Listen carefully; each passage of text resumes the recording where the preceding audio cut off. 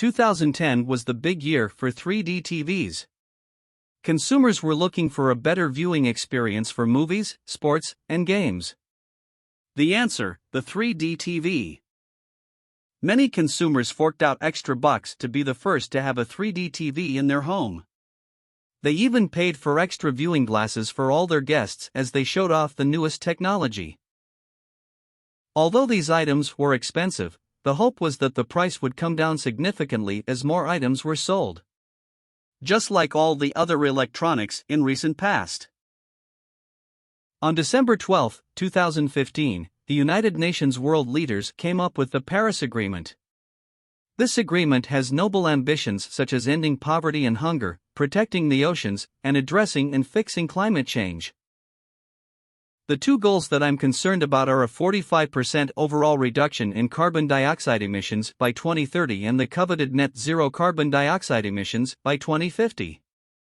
With all the different approaches to reduce carbon dioxide emissions, certainly the sexiest one would be a super-efficient vehicle, powered by a renewable fuel source, fast fueling capability, and with only water coming out of the tailpipe. Ladies and gentlemen, welcome to the future. We present the fuel cell car. Even though we don't have much of a fueling infrastructure, we promise to build one soon enough. We promise that only hydrogen from renewable sources and zero emissions will be sold to you. Right now the price is a little high, but as the entire system scales up, you can expect the price to come down.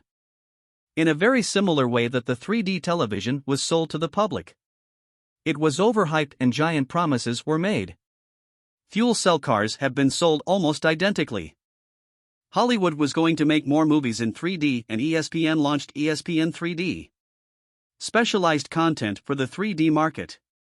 Toyota, Honda, and Hyundai gave new fuel cell car owners fuel cards worth $13,000 to $15,000. Massive government grants dispersed for construction of hydrogen fueling stations throughout California. Watching anything in 3D on a screen is exhausting. It requires uncomfortable, expensive glasses to be worn constantly. Hollywood didn't see the demand for 3D and mostly abandoned it. ESPN 3D lasted 3 years. Fuel cell cars are underpowered. Cabin space is sacrificed for the fuel tanks. As more fueling stations have come online, the price of hydrogen has more than doubled in a couple of years. In fact, providers are pulling out. Honda discontinued the Clarity fuel cell version in August 2021.